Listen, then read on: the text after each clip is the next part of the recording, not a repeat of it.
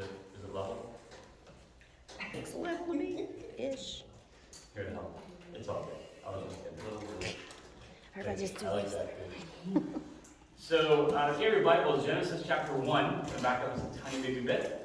Just read a couple of verses to sort of prompt our discussion. As advertised, today our prayer is that we're going to have discussion, right?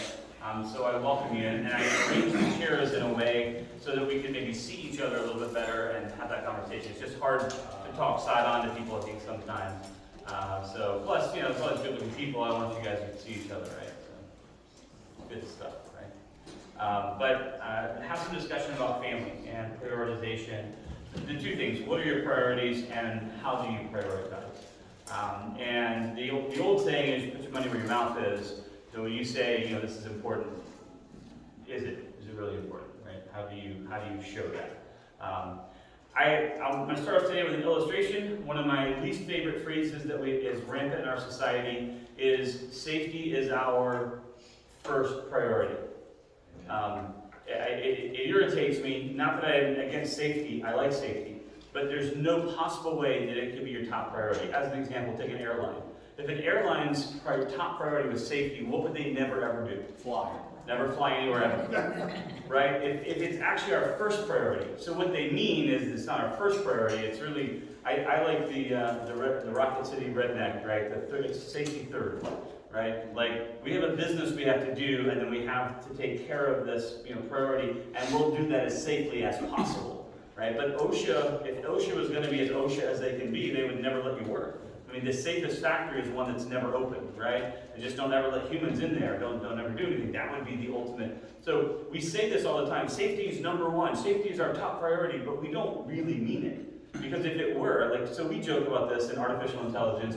We call them agents, right? Agents are people that are making decisions and choices. And so an agent has this prioritization. And so you tell your Roomba, all right, stay charged all the time. And the Roomba's like, okay. And it's like, just stay plugged in then.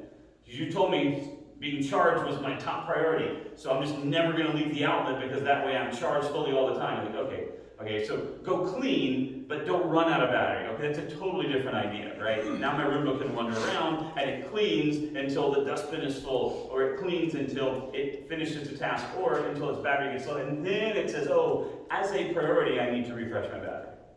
Or it thinks it's falling off a cliff. That's right. Our Roomba gets a little excited whenever it tilts, right? It has a tilt sensor in it. So it's like, we call him Clean-O-Rin. Clean-O-Rin is our Roomba. And he's stuck on a cliff, right? Because he's tilted on the carpet sometimes or whatever he gets stuck on. It's very dramatic. He's very, very excitable, that little guy.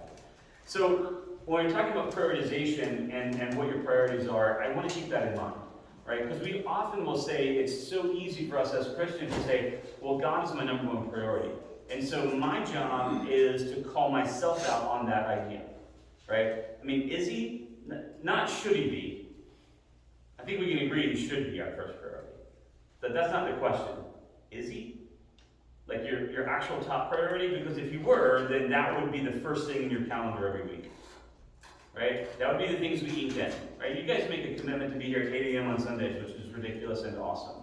Right? I would have never in my life would I have thought, what would be great on Sunday morning? Let's go even earlier. Right? Never.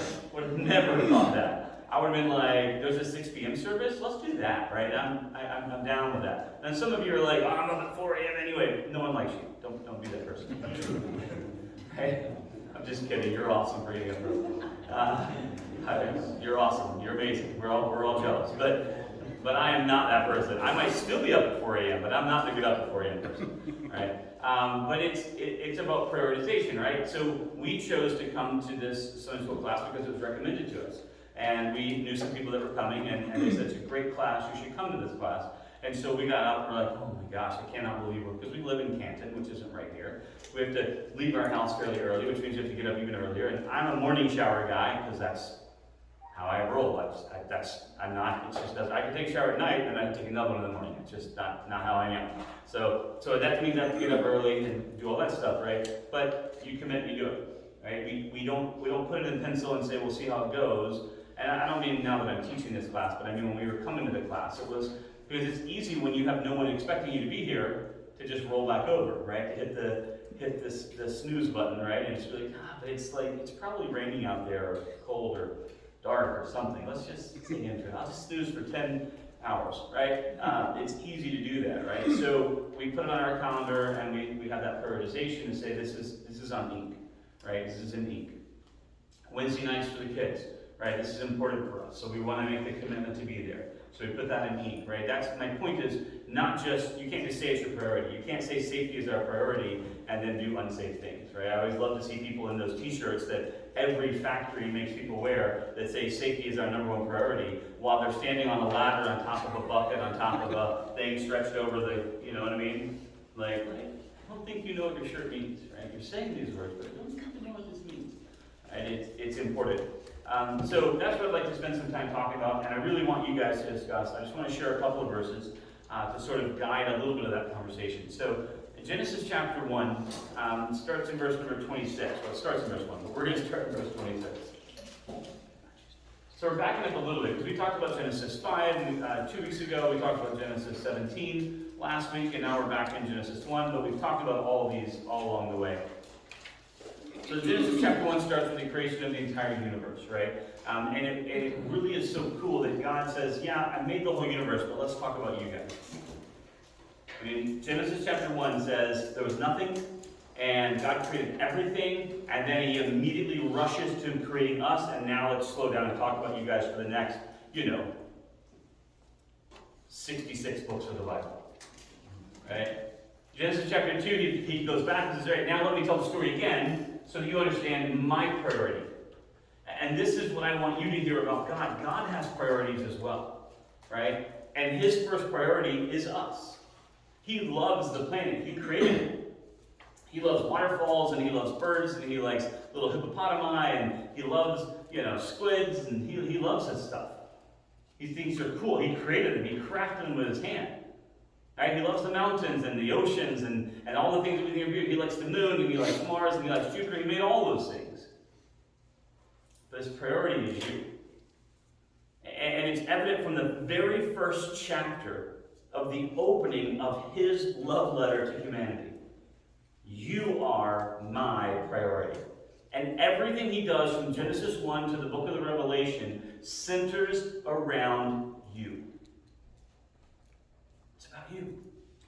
It's not about the planet. It's not even about humanity. And I want to make sure you hear this. God is not saying, I love y'all. He's saying, I love you. You in particular. I crafted you in your mother's womb. I stitched you together. Every fiber of your being. I wove, I stitched, I created, I crafted, I built you uniquely, specifically. Not y'all, not the you plural, but you in particular.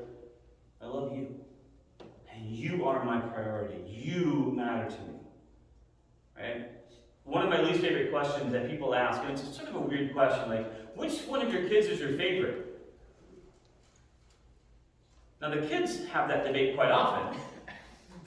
But I don't even understand the question. I mean, maybe that's a thing. I don't know. If it is, you should just be like, oh, that is weird. But there are our children. Now, there are ones that we would rather hang out with right now because, they're being sane and normal. But as far as which ones do I love the most or which one's my favorite, that's not a thing. Right? We love our kids. They're our creation. They're God's gift to us. They test and try and challenge us, yeah, but we love them. And I don't love one of them more than the other. I might like some of them more than the others from time to time, but I don't love them different. Right? So this is what I need you to see, that God isn't saying I just love my kids. He's saying I love you, child. You in particular. So the book of Genesis gets us all the way down to this, right? So in chapter 1, at the end, 26, and God said, let us make man in our image, according to our likeness. Then he gives some prioritization for us, or some jobs for us. Let them have dominion over the fish of the sea, over the birds of the air, over the cattle, over all the earth, and over every creeping thing that creeps on the earth. So God created man in his own image. In the image of God he created him. Male and female he created them. Then God blessed them, and God said to them, "Be fruitful and multiply. Fill the earth and subdue it. Have dominion over the fish of the sea, over the birds of the air, and over every living thing that moves on the earth." Now, I'll point out that in our English Bible, in mine in particular, I assume it's in yours as well, that last phrase is in quotes.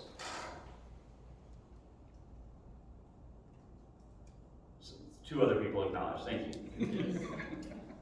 It's in quotes, right? Yes. What does it mean that it's in quotes? I said it. Right?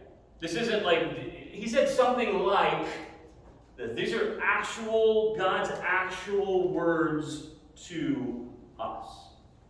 Now, these aren't the first quote, this isn't the first quote of Scripture, but it's the picture of the first thing he says to us.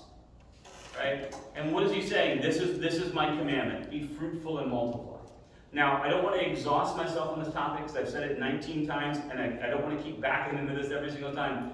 100% understand that not everyone can or should have children. That is not what we're talking about. Right? There are thousands of kids that need a good home. There are tons of ways you can be a mom or a dad without being able to birth children. I get it. There is so much complexity there, and I'm not trying to wade in that area or create pain or anguish or sorrow or pull up memories. I'm trying to help you understand that God's priority doesn't change even if you're physically incapable of doing something that you think prohibits you from doing the thing God's saying you can do. That was a lot. Does that make any sense? Yes. Right? I don't run. I'm capable of running, but I don't run. So I could say a lot of things that people do. Well, I would like to go to this exercise group, but they run, and I don't run. I don't do the bouncy running thing. That's not for me.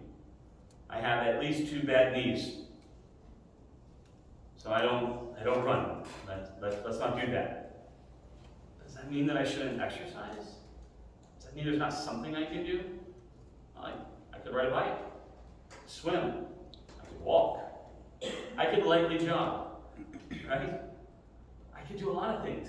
I could exercise my legs. I could go to the gym. There's 1,000 ways I can do that. My point being, just because I'm not physically capable of doing something doesn't mean that God's saying, "Oh, well, for you, never mind."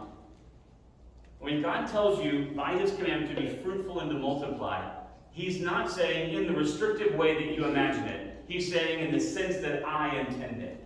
I meant for you to be a multiplier. So when you're at work, I expect that you are not just doing your linear duty, my 1 hour in, 1 hour worth of work. I expect that for every hour you're there, you're getting 3 hours worth of stuff done.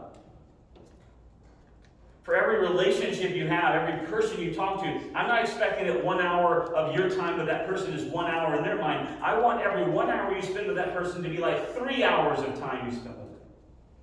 I need for you to be fruitful and multiply.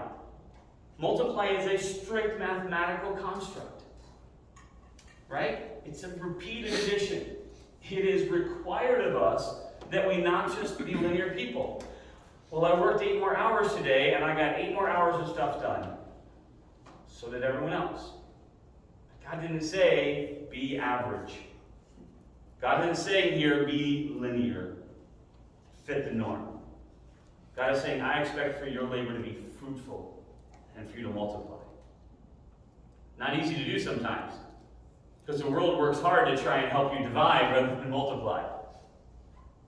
I personally will acknowledge that there are times in my life when I've gotten frustrated because I felt like I was putting in a ton of effort to try and get the thing done, and there were other people that were putting in less than the required effort.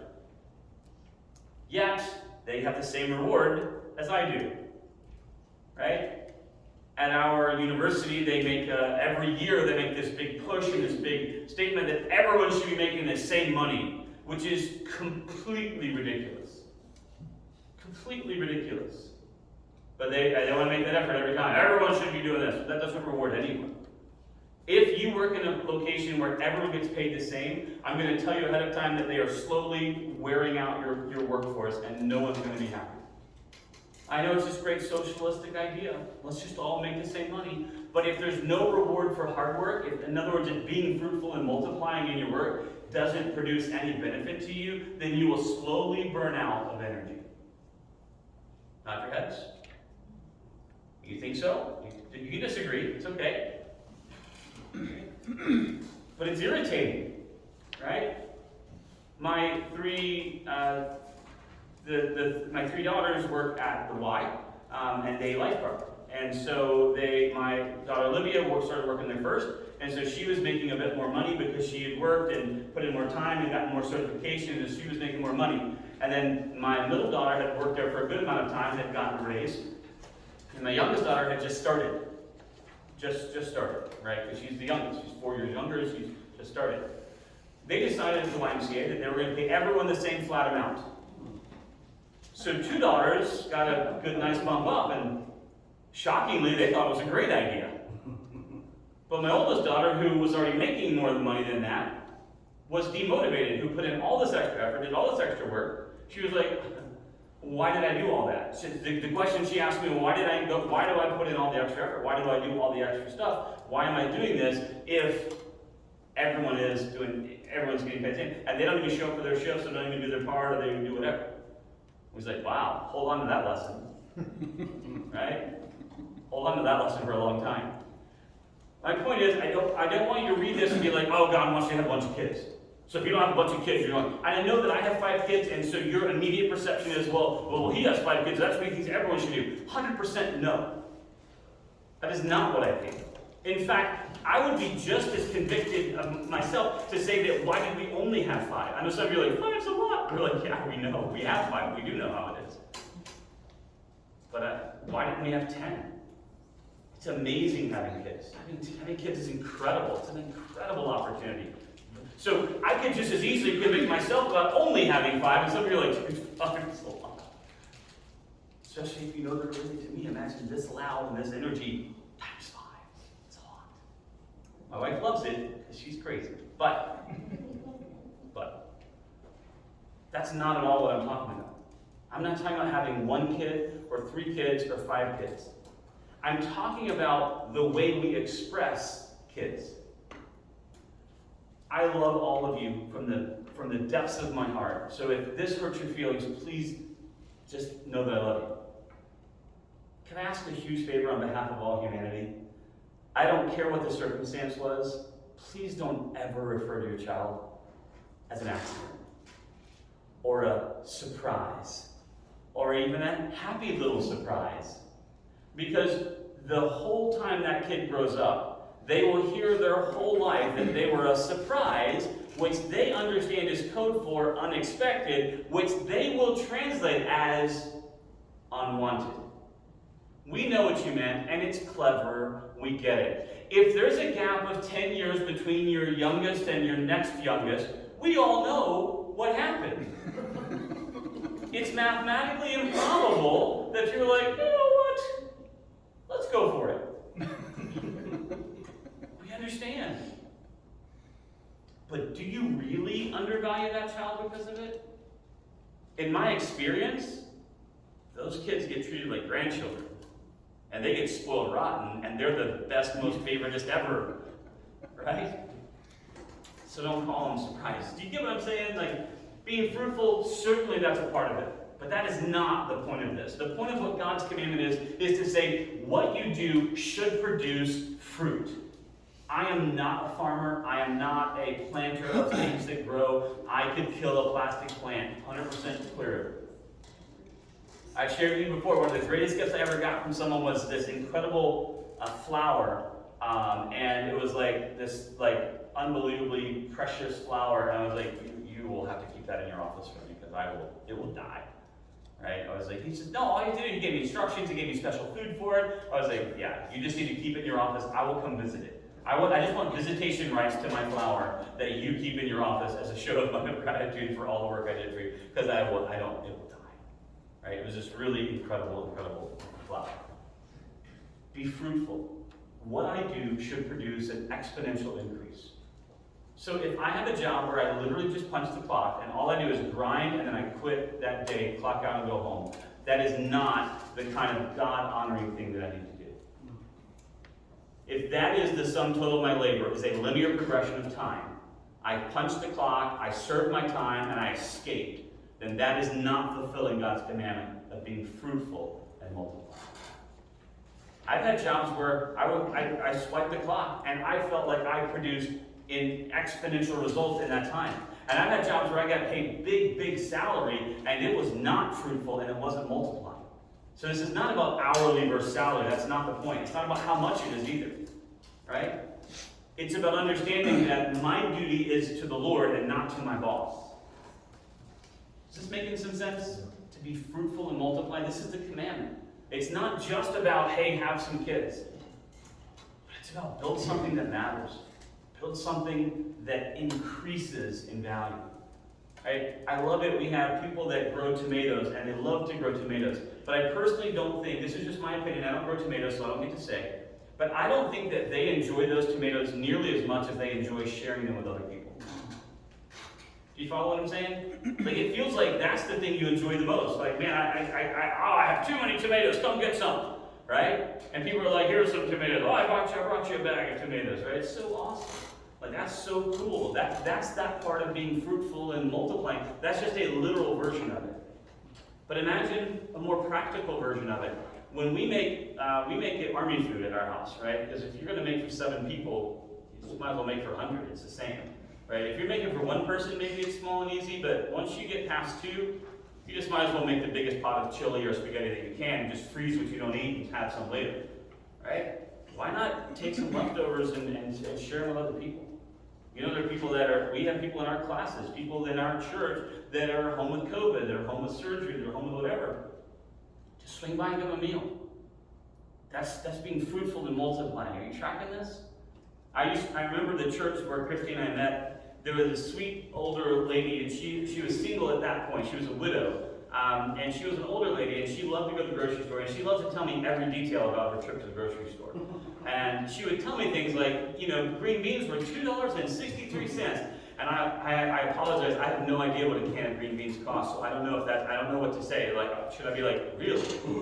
Or should I be like, wow? I don't know what the right response is, so I have to kind of wait, like, is that so? You know, I don't know is that good price? She'd tell me all about it, but her greatest joy was that every time she bought 1 can of corn, she bought 2. And every time she bought 1 can of green beans, because she lived by herself, she didn't need more than that. She would come to the church pantry, and she would take them to the food pantry, and she'd put them up there. And she loved organizing that food pantry, and she loved putting the things up there. And she said, you know, and I was putting my extras up there. That's what she called it. I love that idea, my extras. I was putting my extras in the closet, and I noticed we didn't have any pinto beans. And I don't know how to respond to that either. I'm like, that's awesome, because who likes pinto beans? Or I'm like, oh, well, pinto beans are awesome. I don't know what to say at this point. She's like, so I went to the store, I went over to the Kroger's, I don't know why it's plural, and just how it was. Yeah. Right? It's a southern thing. My mother-in-law ends the supermarket with the letter K, just like Walmart, just because. It's just a southern thing. Like people that say Ewins, it's all good. I love it. I'm from the South, I love it. But from the Kroger's, right, that's how it was always. She said, so I ran over to the Kroger's and I got some more. I love that heart. Do you get that? She was being fruitful and multiplying, not in some grandiose way, not in some look at me kind of way, but in this very simple, pragmatic, here is the thing I can do right here. So I don't want you to hear the wrong words in here. I want you to understand that your point in working shouldn't be to just punch the clock or make your dollars and leave. You should be having an eternal impact everywhere you go. If you're on the factory floor, you should do this. Let me give you another example when we're talking about my kids and working at the Y. So sometimes that, and this is the height of it, so everyone got this kind of raise. They all were making a little bit more money. They're probably making more money than they should be making, but they thought they were doing this great thing. Now, the happiness with work there has gone. Isn't that weird? They all got this raise and they all got this money and they should all be happy now. Now they're super entitled and about what they deserve and well, I'm not doing this for that. Well, when you're getting paid $10 an hour, you work your tail off. Now you're getting $12 an hour, you're like, well, I don't have to work nearly as much. I don't know who they think they are. I don't do all this stuff.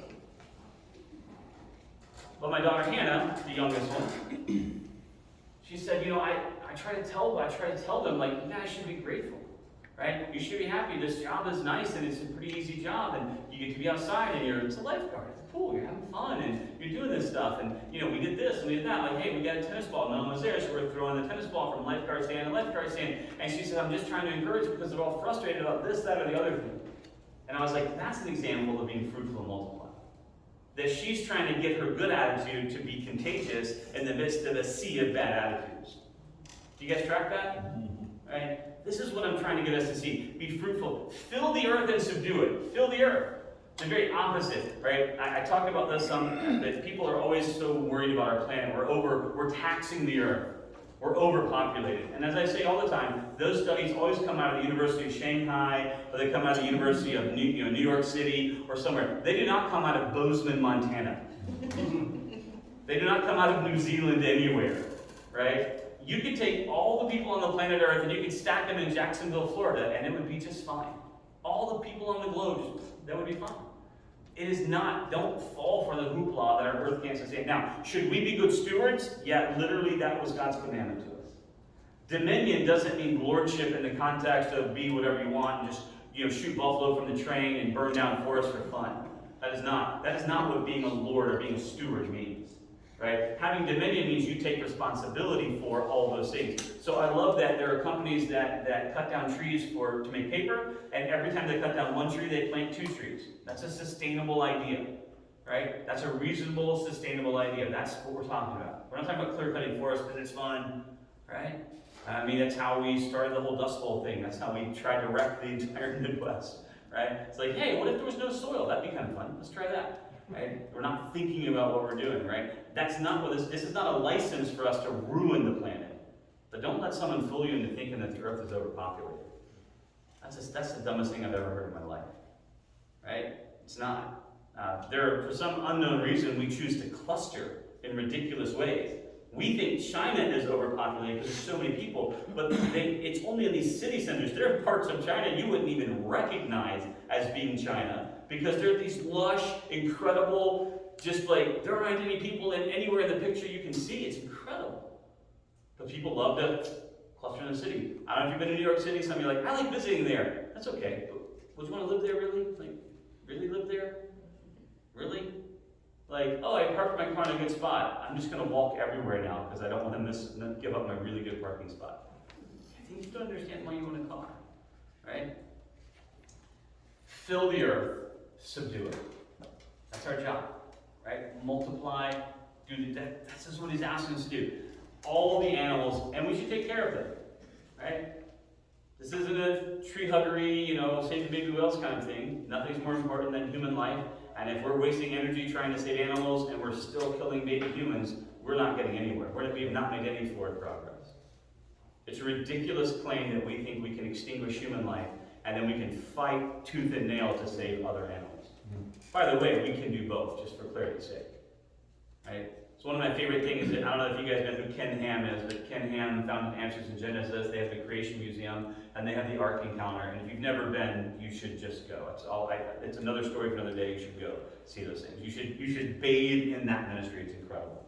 Right? What they do. They have fought so hard to defend the first 11 chapters of Genesis in an incredible way, in a profound way. But I love what he said. People love to criticize Christians because it's so easy to do. And so like, you spent whatever, $32 million building this whatever. That money could have gone to feed people. And Ken Ham said, yeah, or we could do both. We could build the ark and feed the people. And that's what we do. We don't have to choose. We didn't say, let's don't feed people and let's steal all that money and then build this attraction. Right? He said, we do both. You don't have, when they built, I'm pointing down, but when they built that sanctuary, there's a big hubbub. Why does First Baptist Church Woodstock need to build this X million-dollar facility? That's ridiculous. They could have fed all the people. They could have done all this stuff. And the church's response should have, and I think was, we didn't choose. We built the building out of excess, and we kept up the ministry. We didn't stop feeding people so we could build the building. You guys track what I'm saying here? Don't let the world fool you into thinking you have to do one or the other. Right? Don't have more children. You have more children, you're part of the problem. My favorite thing people say ever. What problem would that be? Life? That's the problem that we're part of, right? And we get this a lot. I mean, like when you have that stack of kids, now they're bigger and they're adults now, but when they were, we had little stare steps, right? These cute little blonde hair, blue-eyed stare step people, and people look at you weird like, oh, you're the reason so-and-so. You're the reason why so-and-so. Like, I'm pretty sure I'm not. But I'm starting to think you might be the reason why. It's not about that, right? So my point is being fruitful, multiplying. So, I would love to hear from you, right? Just, what are priorities in your life? Please, please, please don't say God. Now, I don't mean that God shouldn't be your priority. Let's just stipulate, a la court, that God is our top priority. Okay? So you don't have to use your time talking to tell me that God is your first priority. Right? Let's stipulate that all of us know we should say that. Whether it's true or not is a completely separate question, but we all know we should say that. So let's put that aside for a second. And let me just hear from you, what are priorities in your life? So feel free, pop up, tell me, what's a priority in your life? What's important to you? Nothing.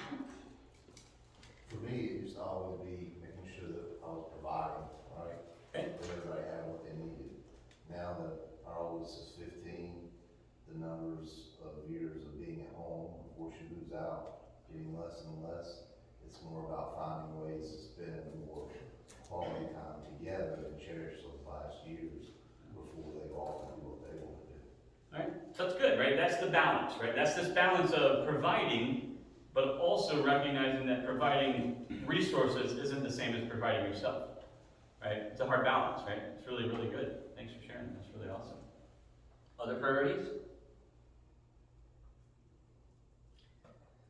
I heard one, and it was so striking to me. I pulled my phone out and I replayed it on Comcast. It was an athlete on NBC that was American, and it was interesting. They were talking about. She said she is fighting, and she's ineligible to race because she's still fighting because she had an abortion, and she tested positive or something. She said, that's not fair, you're not being compassionate with me, IOC, because the reason that I tested positive was because I had an abortion.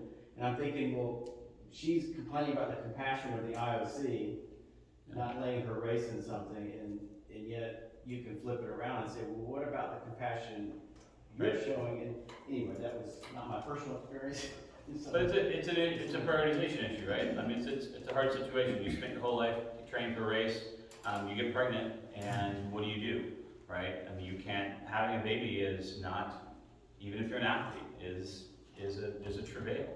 It is mind and body altering to do that. And it's a solid 6 months, well, it's the 9 months of pregnancy, but it's a solid 6 months afterwards of getting back in shape and doing all those other things. So I get it, but if the athlete you're talking about, she had an abortion because of that, and then she was depressed because of the abortion, and she and the loss of her mother, and she smoked marijuana to help alleviate that stress and strain, and that was the issue, is that she then tested positive for a controlled substance, which is forbidden, maybe only for another Olympic.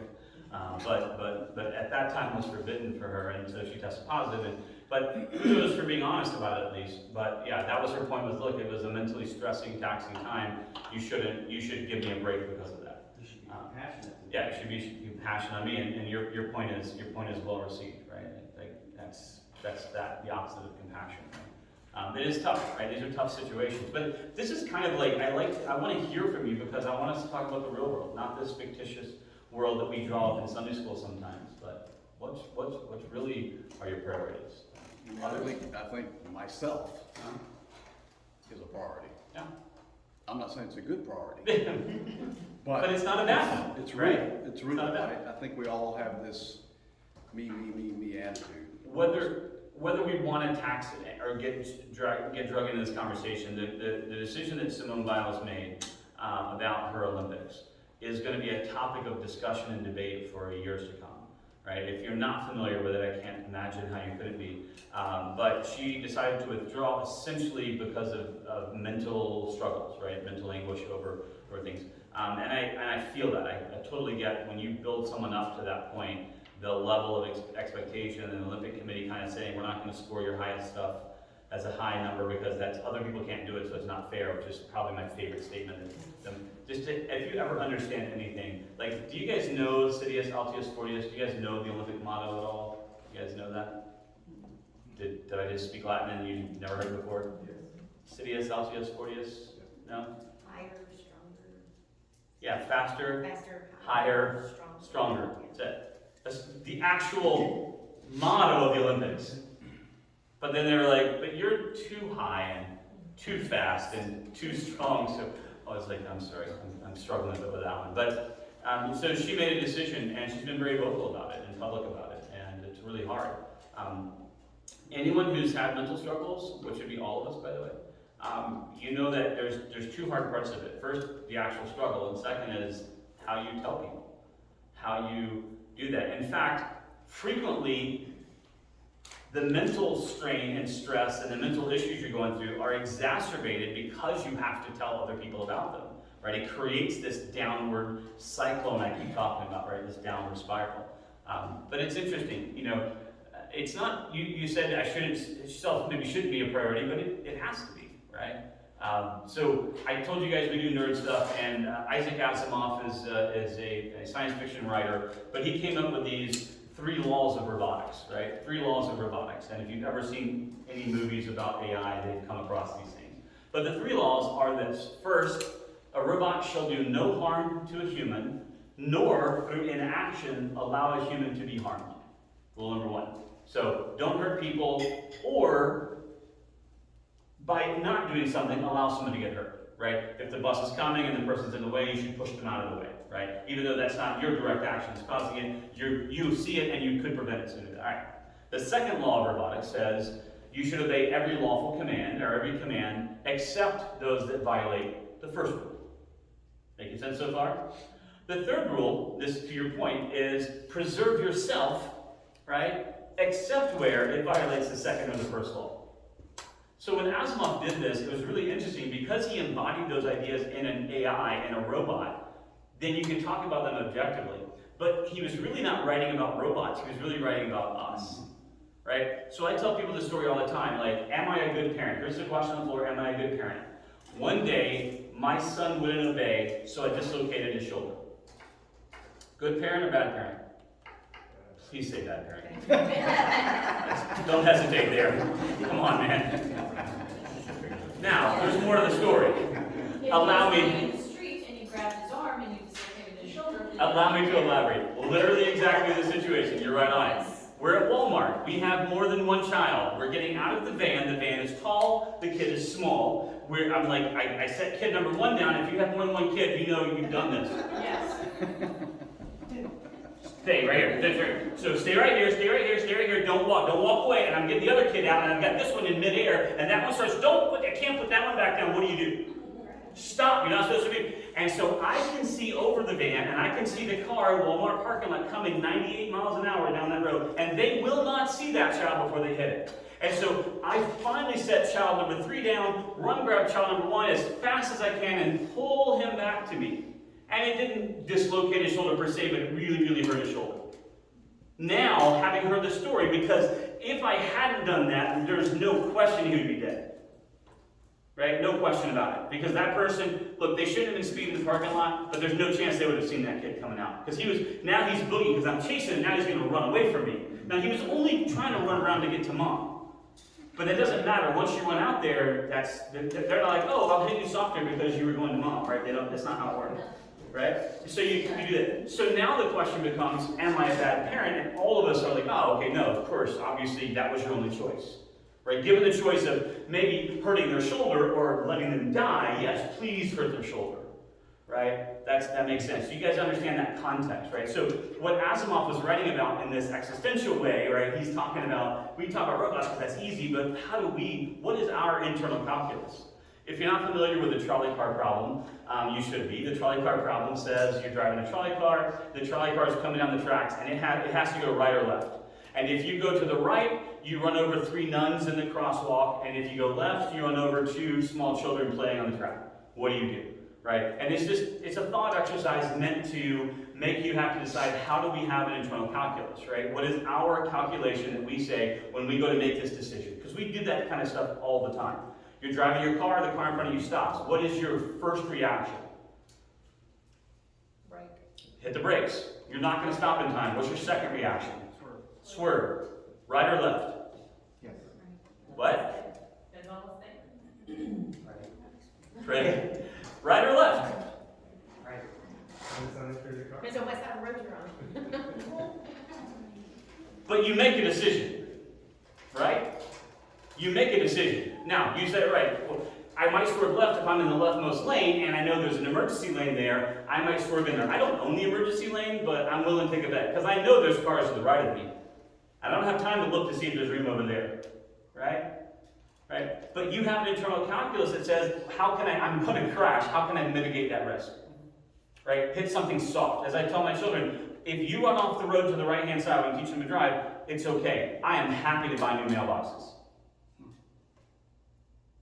I don't want you to do it, but I'm happy to buy new mailboxes. But whatever you do, don't yank the car back onto the road and then go into this oncoming traffic. That is how you die or kill other people. Right? So just stay relaxed. When you pull up the road, don't freak out. Just be like, okay, I'm off the road. Smoothly ease your way again. And if you hit a sign, you hit a mailbox, or you dent a car, or scratch something, that'll be the happiest bill I ever pay. Right? We know people. Right? Well, no problem. I would much rather do that than say, oops, you got an oopsie on your car, as opposed to having the car be totaled and something very significant happen. You guys tracking me? But we have an internal calculus, so get back to your point. We literally prioritize life and death. Right? I'm flying an airplane. The engine quits. Of all my rules, right? Hey, I'd like to live at the end of this. I cannot jeopardize other people. That's against my rule set, right? So I can't create risk for people that don't have it. So I can't be like, oh, I'll just go land on the interstate. Seems to be a common thing to do, right? Now I'm just endangering people who are like, dude, we weren't doing anything wrong. We were just driving down the road. Like, yeah, but it's this nice, and I don't know if you've flown in a small plane before, but even in a big plane you can see it. Like, roads are really easy to see because they go for a long ways in a straight. Power lines are the other favorite thing, but you don't want to land at power lines for clarity's sake. Right? Railroad tracks, another easy thing to see from the air. So you're like, I don't know where to land. Well, please choose open field anywhere. Right? Just don't go near people. But you have this internal calculus. So it's not that we shouldn't prioritize ourselves. In fact, self-care is important. I would argue that most of us don't have any self-care. Or our self-care is so far down the list that it endangers us. Right? Back to your point. I'm trying to provide for my family. But at some point, I kill the thing providing for my family. Probably not a great choice, you know? Like, that's not going to help them, right? And I've shared this with you before. My wife and I had a reboot in our life, and I was just like, I was climbing the corporate ladder, I was doing my thing, and I was just trying to progress and grow. I was trying to be fruitful and multiply, trying to get, put X in and get 10X out of it, right? I was just trying to do everything I can. And I was doing that to provide for my family. But at some point I was getting up, leaving the house at 7 and getting back at 7, and I'm not seeing the kids' eyes at all. Like, I could go a whole day without ever seeing my children's eyeballs. And I just sat with my wife and I was like, it doesn't make sense. I'm doing this for my family, yet my family doesn't know who I am. Right? What do you think? And so we prayed together, and God opened the door for us to just reshift our priorities. And I made less money, and it took a greater risk, and it was harder. But I was so much happier, and I felt wealthier with so much less because I had the opportunity to spend time with my family, to be there for them. Right? You guys tracking that? I'm not saying that's the decision you should make. I'm just explaining that was that calculus that we did in our head to be like, rate of increase isn't worth the rate of decay here. This isn't going to work for us. And so we changed our lives. But that meant that she and I had to be on the same page. Right? So we don't have the second house and wherever, and we don't have the really fancy cars, we don't have the whatevers, but God provides. Amen? But man, I got to be there for all my kids doing all that stuff. I got to coach my little guy playing baseball. I got to be there for piano recitals and dance routines, and when they were cheering and whatever was going on, I got to be there for that stuff, and that's worth more than anything else. Right? But that's that prioritization. But self-care is important, right? It has to be on there. Firefighters, you have a huge background in firefighting. It is true that it's a sacrificial job. You're going into the dangerous place to try to help people out. But part of it, there has to be a self-preservation part where you recognize you can do the greatest good if you're still able to help, right? So you wear the protective gear, and you wear the masks, and you do all the things, and you don't take unnecessary risks because you need to be able to help the most people possible over your lifetime, right? It's a hard utility. But you see people probably every day in that job that take a risk they shouldn't, trying to save a person because that's the job they signed up for, right? For which they are the second, maybe, underpaid people on the planet Earth. Maybe the first, maybe the second, compared to the danger that they do to save our lives, right? So it's a good priority, right? Maybe not our first priority, but it's a good priority. What are other priorities? I would say that I prioritize my responsibilities, and I think that I certainly have responsibilities as a wife and a mother and homemaker and stuff like that, but sometimes I let those responsibilities get out of whack or overvalue them and stuff like that too, because I know, I kind of overthink and overdo and things like that, but like my responsibilities are important to me, and so I want to make sure I'm doing them well. But I think there's a fine line. I like what you said about being a good steward. I'm learning as I get older to step back and say, okay, what is expected of me, and how can I do this well without, being ridiculous about it. Yeah, 22-year-old athlete hurts his knee. That knee injury is going to put him out for a season, but if he rehabilitates, he can still have a really great career.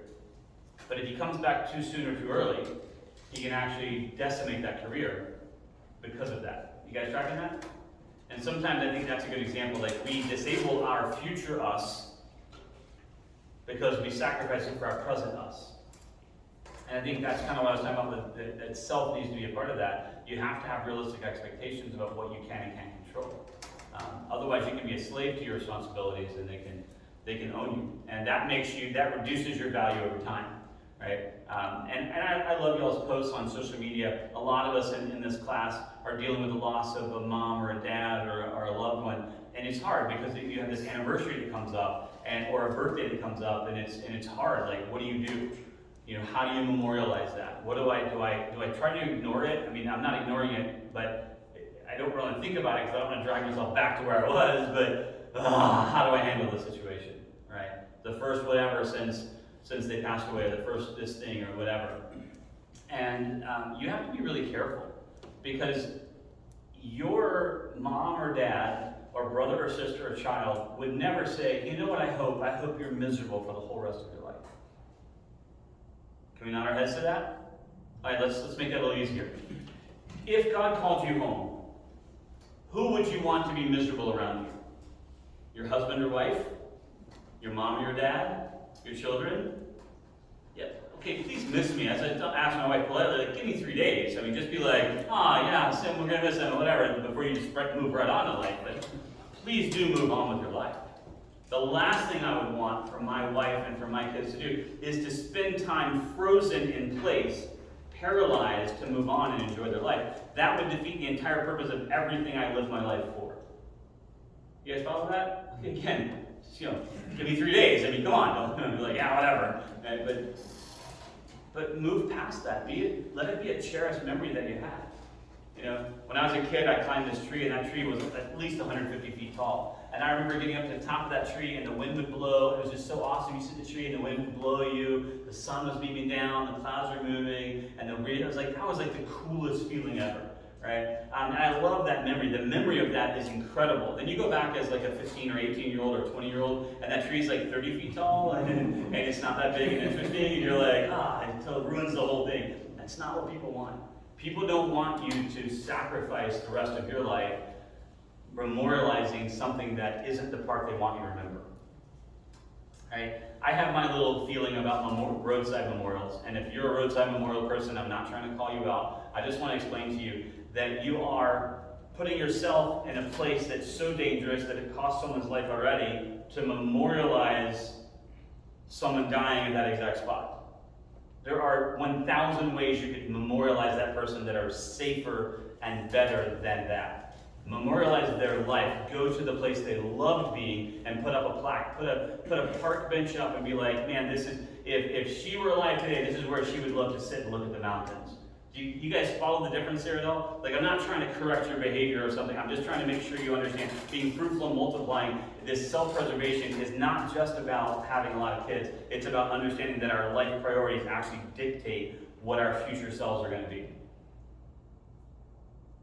There are better ways to memorialize. We should celebrate life and not death. You guys tracking that? Like, it's unhealthy for us mentally and emotionally to memorialize death all the time. Life. Here is a picture of my dad when he was in tip-top shape. Here is a picture of me and my dad when we did this really, my dad and I, we did this really cool thing. Right? Yeah? Right? You guys track what I'm saying? This is life, like celebrate life. Right? As I tell people, I don't really preach funerals, I just preach homegoing celebration. Right? I'm not gonna be sad because these people are ultimately healed.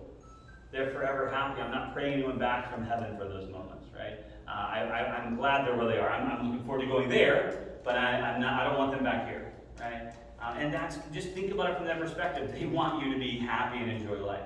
So my dad loved fishing. Great, go fishing and just be like, man, I miss you, Dad. That's a cool way to celebrate life. You guys tracking that? Someone's like, write that down like one bullet. They don't write down any notes and you're like, preacher said, go fishing. All right.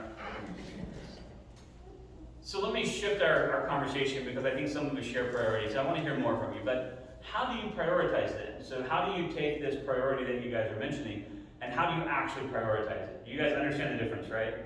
Like a priority is something you write down, but a prioritization is something you put into action. I don't struggle with priorities. I struggle with prioritization. Does that make sense at all?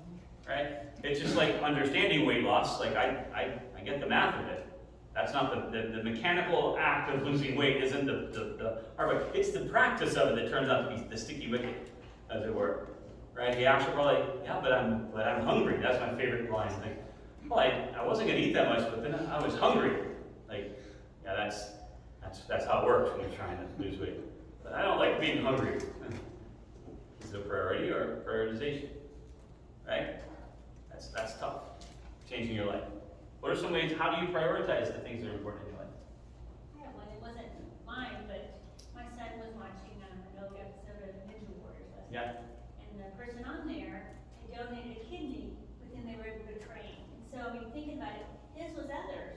Yeah. So many times you think, okay, this is my body, I'm gonna train and be as strong as I can, but his was other people.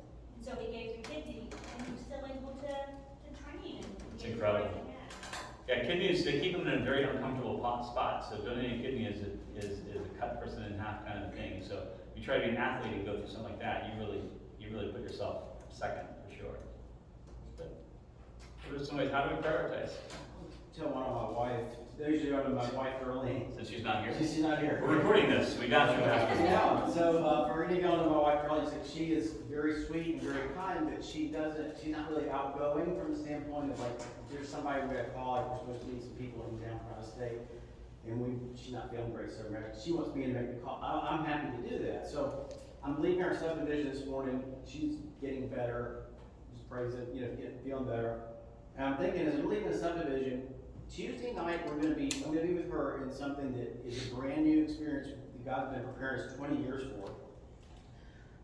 We are gonna be at an 8 homeowners association, and she, not to my knowledge, but she was asked to be like the caregiver and like I'm gonna call it like the chaplain, because she's already got a prayer list. So we're gonna be in our homeowner association, and she's gonna be introduced, and she's the caregiver. When people have children, she's gonna organize that. So we already kind of.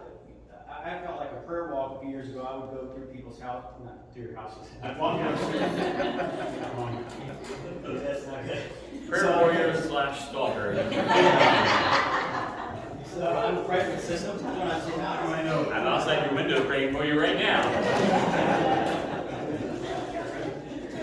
So when I see people, like one guy pulled up, on my street, I says, hey, it's funny, when I go by your house, I pray for you. I says, I don't know your name. I know you moved here in the past year. I wouldn't introduce myself. I said, is there anything I can pray for you about? Let me know. And my intention is next time I see him, whatever. So bottom line is, I'm so excited Tuesday night. She felt that God's prompting to do this when she was asked. we didn't even discuss it, she knew it was a clear, I mean, she could have discussed it, but here's the neat thing, my daughter moves into college in Virginia on the 18th of this month, and it's like, she understood the prioritization, my wife did all along, because she shifted from a pretty good role, she was doing part-time from home with another company, because it didn't allow her to have the bandwidth to spend time with my daughter the last couple of years. So, anyway, I think it's kind of neat, we're gonna step into a new thing Tuesday night, when she's in front of the homeowners association to do this stuff. That's awesome. But that's the difference, right? Having it as a priority to reach others, and then prioritization of saying to reach others, I must, right? That's the difference, right? How do I shift it from, like I said, we stipulate that God's our top priority, but how do you actually prioritize God? I give him 1 day a week, I give him an hour of 1 day per week. Maybe some of you guys are Sunday school people, y'all are hardcore, so you give God 2 whole hours in that whole week. That's awesome, right? Is that how I prioritize it? Is there more to it? You guys tracking what I'm saying? I think for me, prioritization is about knowing what it is I prioritize. So if I'm gonna prioritize God, I have to know God. I have to, spend time. If I'm gonna prioritize my children, I have to know them individually. We have children who sports was their thing, and to prioritize them, you went out in the backyard, not me personally, but dad would go out in the backyard, or, One of the team, basketball, one of the or teammates. we have one that wouldn't do a sport for anything, so you have to prioritize her differently, but you have to know, intimately know whatever it is your priorities, whether it's God or your spouse or your children, in order to make him a priority, I have to know it's not gonna be as much if I'm doing things that are for me or for something else that really don't even have anything to do with him, but then saying he's a priority. So knowing them, or knowing intimately, spending time in God's word to make God a priority, spending time understanding the individual nature of your children so they can be a priority. That's awesome. And I think what I wish is that I'm just going to shift the tense of the word know to just say knowing.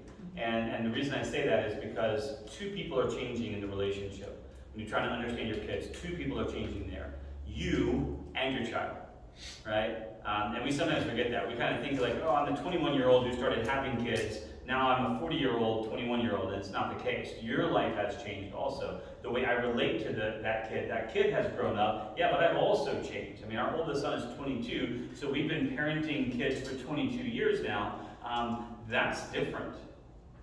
I'm a different person than I was 22 years ago. Right? Some of you have kids that are older than that, and you understand what I'm saying. Like those kids are, it's easy to see the kids change, but you forget that you also are changing, right? And it's different. I mean, it really is. That's a really clever way to think about that, though. That knowing what it is you're talking about. So to know God, I told people the other day, I was like, I still haven't found the bottom of John 3:16. Most popular verse. Most people, even who aren't Christians, know John 3:16. I still haven't fully grasped all that it could ever mean. And I've been doing this for a long time. I'm like 500 years old now, right? I still haven't found the bottom of that one verse. There's still, to understand that God so loved, just that idea, so loved. I mean, he loved me that much. I'm not going to preach on this. I'm just saying, I still haven't found the bottom of that verse, much less the immensity of all the incredible verses that are in Scripture. I mean, this one, I just read a verse to you, you've heard it 1 billion times, and maybe gave you a brand new thought about that verse that, even though you've heard it 1 billion times, you've now thought about this differently. And yet I didn't change any words, it's been there the whole time. Right? So that's great knowing. Yeah, that's really sharp, right? How do I make sure that I understand what it is? And prioritizing what matters, right? I mean, my son and I were having a conversation today on the way here. It's like, how was your summer, and what did you like to do on your list, and what are the things you want to do next? And I was like, you want to do this? And he's like, no. I was like, okay, good to know.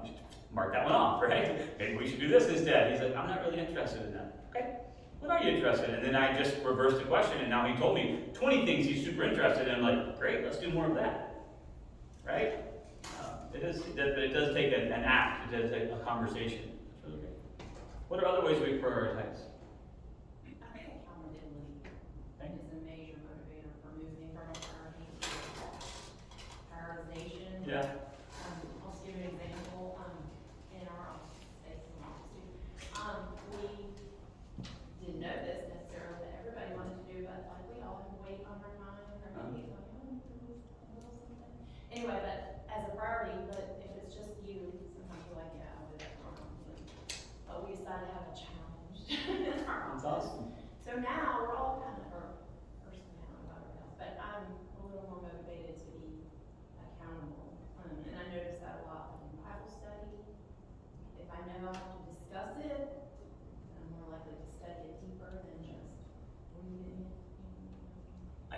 So I think I know exactly what you're talking about. I know it really well, both sides of that, really, really well. Yeah, it turns out that as much as I think of myself as a drill instructor, I'm a pretty lax drill instructor. Like, let's go, let's do 100 push-ups, let's go, unless you don't feel well. Right? But when you have other people, I started going the last couple weeks to F3. F3 is like fitness, fellowship, faith. They do it at 5:30 in the morning, which rules it out for me. Like, really? Why would you do that? But it's at 5:30 to 6:15. You meet at wherever. Like, I live in River Green, and so we have one that meets at our tennis courts area. And it's just a group of men who come together to challenge each other fitness-wise, and it's totally cool. Like, it is modified as necessary. So here's what we're gonna do. It's some super fit people who are like, yeah, I'm gonna lose weight watching you do that thing. But they're like, it's cool. I mean, you can't do all the push-ups, just do as many as you can. It's not that kind of thing. But it's about the fellowship of that. And afterwards, you all get a little nickname, and you all just have fun. You get to meet people, and then afterwards they drink coffee and sit around and talk, and it's really cool. And then they have the third F, is fellowship is second, and then faith is last. And it's the idea is like, if we get people to come work out with us, we get to fellowship with them, get to know them, that leads us into having a faith conversation with them. And it's cool, right? It's a neat organization, but they have gotten me out of bed to go for many mornings now, which is not my happy place. I don't do 5:30, but I get up at 5 and get myself ready and get to where we're going. And I've done it several weeks in a row, several days each week, and I love it, and it's great. But that's the difference between having a priority of getting in shape, because I've told you guys my commitment is I want to live in a different body next year. Right? I haven't selected the body yet. I've been looking online, but I haven't picked one out yet. But I want to live in a different body. I mean, in other words, I'm sick of this one, right? I want to. It's silly that I'm not. I was a college athlete. I mean, I watched swimming. I was there. I was in that swimming. I was doing that. I watched baseball. I was a player. I was at that level. I had scholarships to go play ball. I mean, it's like I was that person, and now I'm this person, and it's frustrating. Right? It's like, yeah, I get it. You prioritize other things, and I did. It's right. It's true. I'm not a horrible person doing horrible things, but if you don't have it as a priority, you don't have some accountability, it's easy to let things go. Right? And that's really the bottom line. Accountability is a great one. We'll wrap up here because we're running out of time. But I just wanted to say that this is what I want us to spend some time talking about over the next several weeks, is the difference between how to set priorities, yes, but then how to turn them into a prioritization that becomes an action. I think accountability is a fantastic one. Holding yourself accountable is extremely difficult, but sometimes you need someone that's a confidant that's holding you accountable. An accountability partner, someone that's trusted. Other times, a group can hold you accountable. That's fine, just because if you show up, they're super encouraging. If you didn't show up, they have a funny name in F3 for that, because it's a lot of military guys that started it, and so they have a lot of military words for those. I can't share all of them with you. They're not ugly, they're just not necessarily, the best. But they have some funny military people would know what I'm talking about. But it's very military oriented in that idea. But it's meant to be encouraging. We missed you. It's not like you're a jerk for not showing up. It's like, we missed you this morning or whatever. Just to get you out there. There's fine group accountability, but sometimes you need something very personal. I'm struggling with this intentional thing. I need a private conversation to trust someone with. And that's what fellowship should be about, right? That's what our class should be about. Finding people we can do that with. So let's spend a little time this week. I'm going to give you some homework, right? Spend a little time this week and write down a list of priorities. And put them in any order. Just jot them down. You don't have to enumerate them. Just write down a bullet list of priorities. And then ask yourself, how did I prioritize those things this week? What actions did I take that actually made those a priority? So here's what I'm going to say to you, because I love you. You cannot tell me it's a priority if you ignore it. Because it turns out you want it to be a priority, but it isn't. You guys track the difference there? Right? You can say it's easy to like, it's my priority, but if you don't, in fact, do something about it, then it turns out it wasn't a priority, it was an intention. Right? Does that make sense? So I want you to think about this week, and I'd love next week to have a follow-up to this conversation, so I'll give you some time to think about it, but I really want us to discuss. I don't want it to just be me talking about it. I want us to have this conversation and guide that conversation to shifting, like, what are the priorities, what really does matter? Let's talk about this. Let's try and get it in the light of what God is asking us to do, and then talk about how did you this week prioritize those things. Like I told you, I'm trying to get in shape. I need to get in shape. I have a difficult time doing certain exercises because of having so much pain in my knee. So I have to set it as a priority, but if I'm going to make it a priority, I have to get up. So I've got to 3 mornings this last week at 5 in the morning to go exercise. Right? It's ridiculous, right? Why would anyone do that? Like, some of you are like, oh, it's a good start to your day. I'm like, no, not a good start to my day. Right? But it's great. I mean, I have thoroughly enjoyed being sore for 2 days after every time I go do that. Right? I enjoy being sore, but like, oh, I enjoy that, but that means I did something. Right? And that's what I want to do. I want to shift from that to that. Is that making sense? So think about that this week. All right, let's pray. Heavenly Father, we're so incredibly grateful for you. Thank you for setting priorities in our life. Thank you, God, for giving us leadership and guidance to those things, but help us, God, to put them in action. I don't know of any way to shift it from being a priority to something that we prioritize other than asking you by the power of the Holy Spirit to inspire, teach, correct, instruct, convict us, God, so that we can recognize what we need to do. Help us to change our lives every single day to be more like you and less like ourselves, to be more like Christ and less like the world. Help us to set priorities and get us on that mission, so that we are literally being fruitful and multiplying everywhere we go, so doing the entire earth. Thank you, God, in advance for all you're going to do this week through these thought and prayer time. I pray that you just really light people up this week to think about these very topics, and we ask for leadership and guidance in it. In Jesus' name we pray. Amen? Amen. Good day, and God bless.